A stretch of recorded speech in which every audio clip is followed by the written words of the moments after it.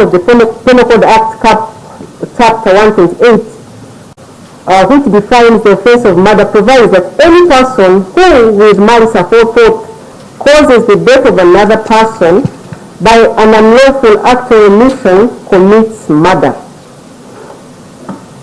Amateeka bagamba nti omuntu yenna ng'alina ekigendererwa n'ata omuntu mu by'amateeka aba temudde omuntu. For the accused person to be convicted of murder, the prosecution must prove each of the following essential ingredients beyond reasonable doubt. 1. Death of a human being, that the death was caused by some unlawful act, that the unlawful act was actuated by malice aforethought, and that it is the accused person who caused the unlawful act of death.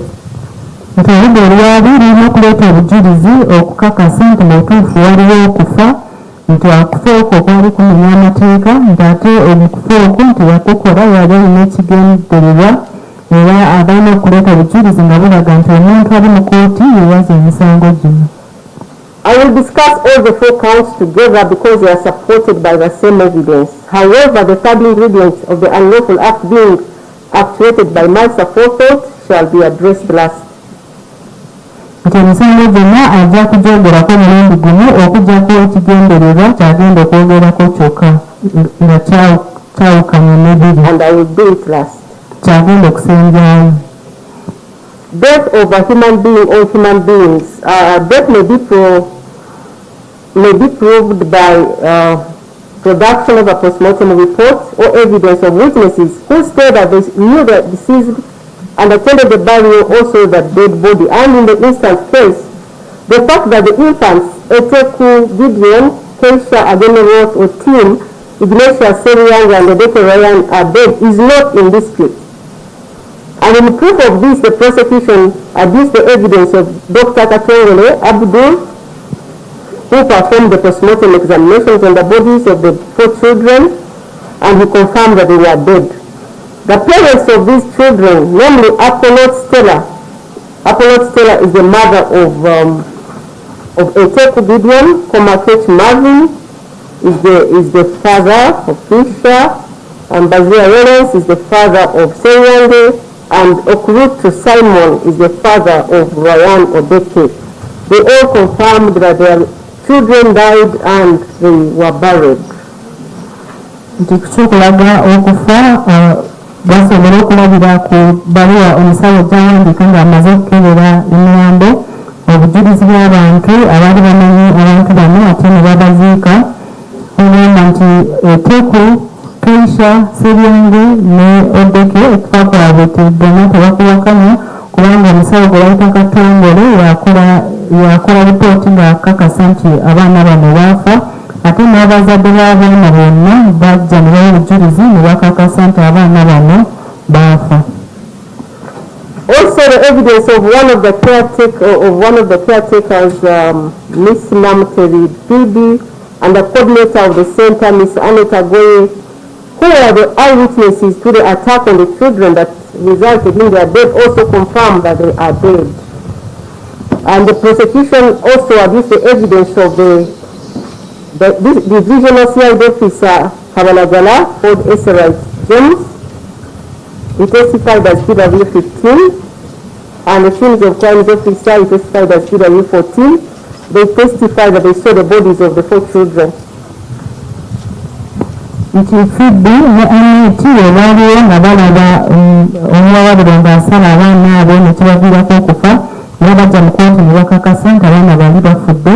Bano baleeta abajulizi ow'okumi-na-bataano n'ow'ekumi-na-bataano yakolera okunoonyereza emisango mu Kabalagala, ne baleeta n'eyagenda gye bakoledde emisango era ne bakakasa nti bwe baatuuka mu kifo ekyo balaba abaana abo nga bafudde. Having considered the evidence and in agreement with the joint opinion of the 3 assessors, I find that the prosecution has proved beyond reasonable doubt that the 4 infants, namely Eteku Gideon, Keisha Ageesigika, Tim, Seriang Ignatius, and Rebecca Ryan are dead. Okusinziira ku bujulizi akanzanira assesa bwe bagambye nga bagamba nti abaana bano Eteku, Keisha, Seriang ne Odeke baafa. Also, the fact that the death was unlawful is also not disputed, given the account of the eyewitnesses to the offense and the nature of the injuries on the bodies of the 4 children. Ekyokugamba nti oba baafa mu nnyumba amateeka nakyo tebakiwakanya olw'ensonga nti waliwo obujulizi bwabo abaaliwo ne balaba ate n'ebiyambi abaana bwe baabasanga nabyo. And having considered the evidence and in agreement with the joint opinion of the 3 assessors, I find that the prosecution has also proved this ingredient beyond reasonable doubt, that Ethek Gideon, Keisha, Agenero, Otim, Serian, Ignatius, and Okello, their death was caused by an unlawful act.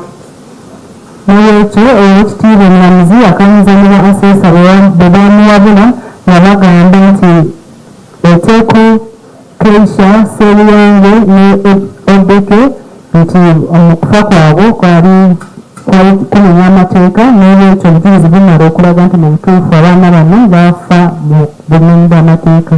The participation of the accused person, in order to prove participation, there should be credible, direct or circumstantial evidence placing the accused person at the scene of the crime as an active participant in the commission of the offense. Ekyokulaga nti oba omwawabuli ali mu kooti eyaza omusango balina okuleeta obujulizi obulaga nti omuntu ono yatta abantu bano obuliwo oba obujulizi obwetoolodde embeera ezaaliwo. And in the instant case that the participation of the accused person is not contested, because the accused person himself did not deny having killed these children. Tena musango guno ekyokubanga yatta abaana omwawabuli atakiwakanisa.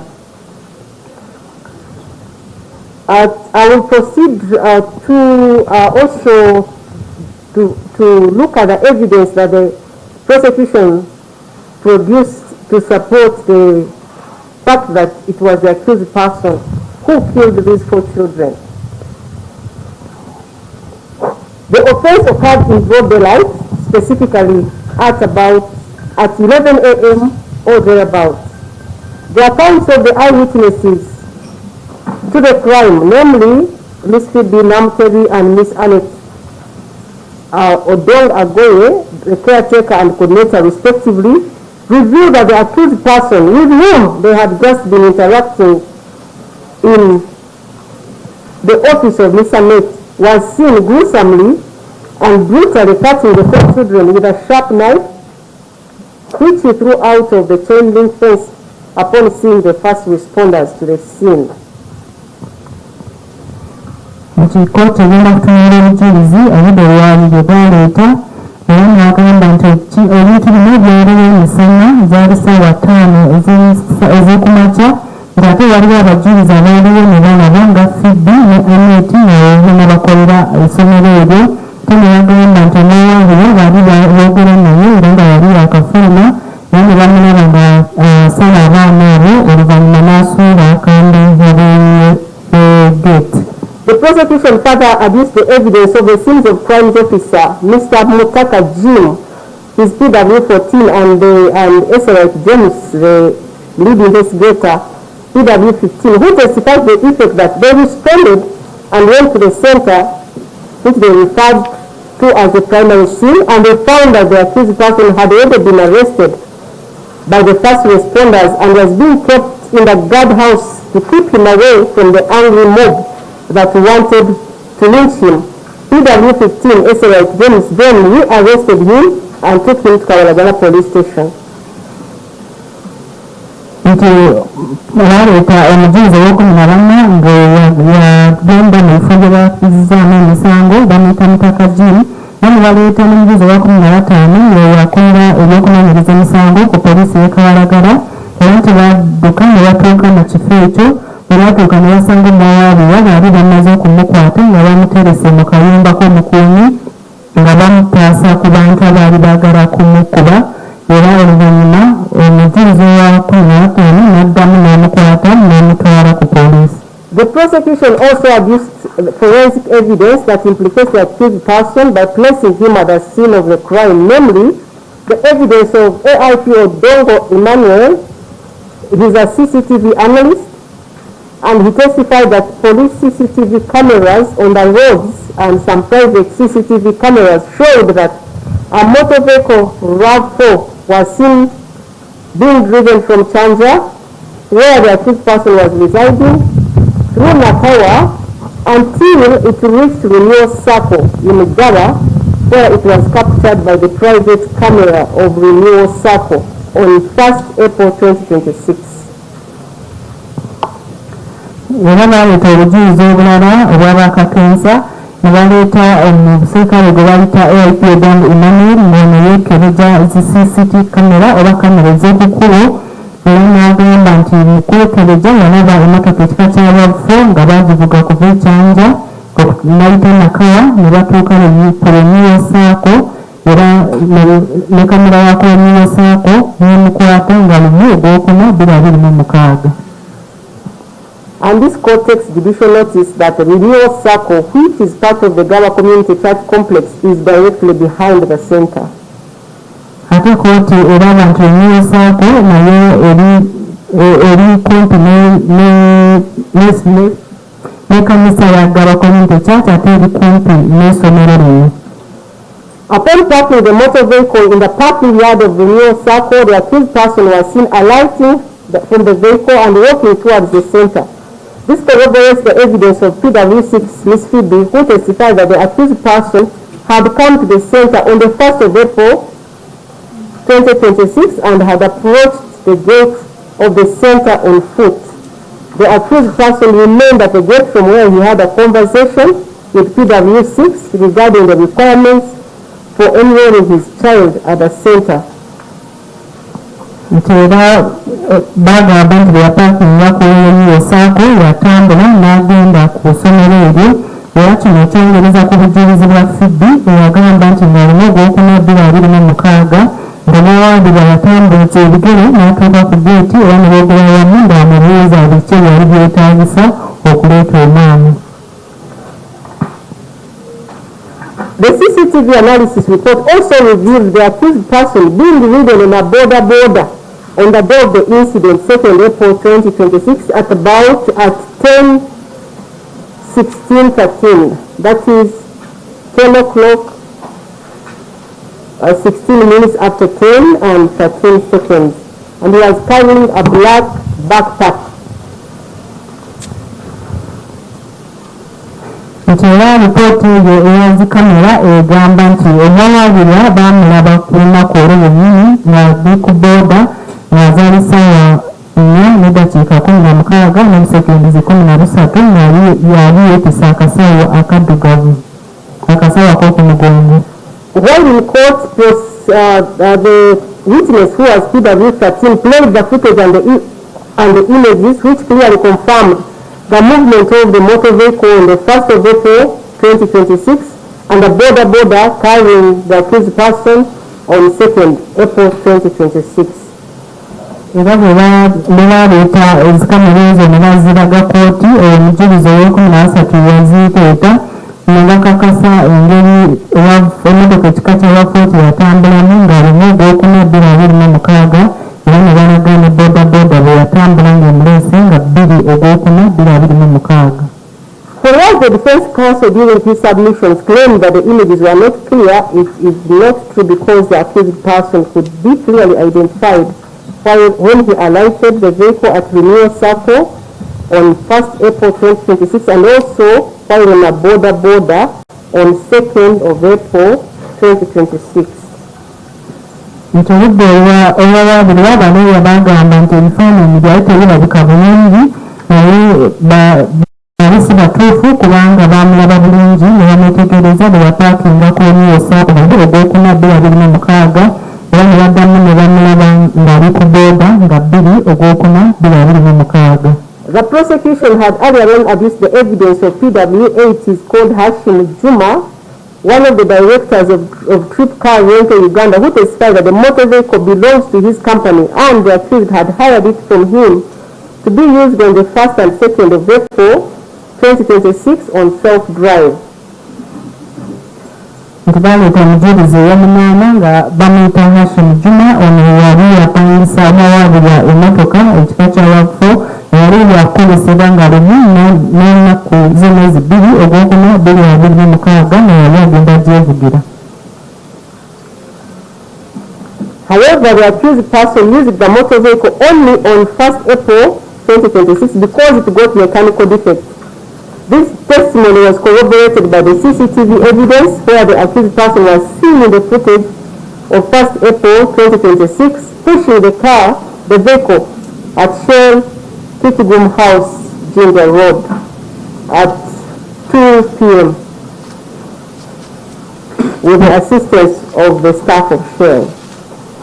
Nti emmotoka yagikozesa nga lumu ogwokuna 2026 kubanga yamala n'efuna ebizibu era kino ekyongerezebwako obujulizi olwaleeta obujulizi bwa kamera ng'agamba bamulaba ng'asindika emmotoka ku Shell Kitgum House Ginger Road zaali ssaawa 8 ez'emisana nga bakola ku Shell bamuyambako okugisindika. The accused had earlier called Hashim and told him about the faulty car, and Hashim had advised him to park it at Shell Kitgum House. Nti yali yakubidde Hashim n'amugamba nti emmotoka yali efunye ebizibu era n'amugamba nti agipaakinge ku Shell ya Kitgum House. In the footage of 2nd April 2026, the accused could be easily identified putting on a checkered black, white and grey shirt and black sunglasses. When he was in a border. Nti katambi ke baleeta ng'akaali ka bbiri ogwokuna 2026 omwawaabira baamulaba bulungi ne bamutegeera kubanga yali ayambadde he was putting on yali ayambadde esaati y'ebikuubo ate nga yali ayambadde ne gaalubindi. And this is corroborated by the evidence of the so-called, that is the scenes of crimes officer and the investigator who recovered the said sunglasses stained with blood at the primary scene and took the said shirt from the accused person upon his arrest and submitted both items for the DNA analysis. Kino kyongezako obujulizi ng'oyo omupoliisi agenda mu kufulumizaamu emisango kubanga bwe yatuuka mu kifo ekyo n'asanga gaalubindi ezaaliko omusaayi n'azigyayo n'amuggyako n'esaati eyo n'abisindika mu beekereja ebintu ebyo. The DNA analysis revealed that the cuttings from the shirt contained the DNA of the accused person, while the sunglasses, which were stained with blood, had mixed DNA of both the accused person and of Keisha again Roth, whose body had been labeled as body 39 by the scenes of crimes officer. Nti endagabutonde bwe baakebera esaati gye bajja ku mukunaanibwa baagikebera nga yaliko ondagabutonde ye era ne baakebera ne gaalubindi ne basanga nti waliwo endagabutonde ya omuwawaabirwa neya Keisha ate nga Keisha omulambo gwe baali bagutaddeko namba 39. Prosecution also adduced evidence that the accused person was cutting the children with a knife, which he threw over the chain link fence upon seeing the first responders at the scene. The knife was recovered by the scenes of crimes officer. It was a kitchen knife with a silver handle and black blade with the label reading Mink Feng. And while at the laboratory, a swab from the knife handle was taken, and also a swab from the blade was taken. And it was established that the handle had a male DNA profile which belonged to the accused person. Nti obujulizi bwonna bugamba nti yali abaana bano nga basaza akambe era abantu bwe batandika okujja akambe n'akasuula waberi wa geeti kakambe kano kaliko ebigambo Ming nti bwe bamala kamba ako ne bakatwala kukeekereja ne bamala okukeekereja ne basanga nga waliwo endagabutonde ez'omuwawaabirwa. Also, the blood stains on the blade of the knife were for body 3 and body 37, And body 3 was for Okello, while body 37 was for Seyange Ignatius. Akagenda akajjako omusayi gwaliko ne bagenda kukeekebeza ne basangako endagamutonde z'abaana ne Seyange. Whereas the accused in his defense did not deny the killing of the children, the defense, this defense will be discussed at length while discussing the last ingredient. Nti wadde n'awulira teyeegaana ekyokutta abaana abo naye ensonga gye yawaayo Oweekitiibwa Mulamuzi agenda kugyogerako.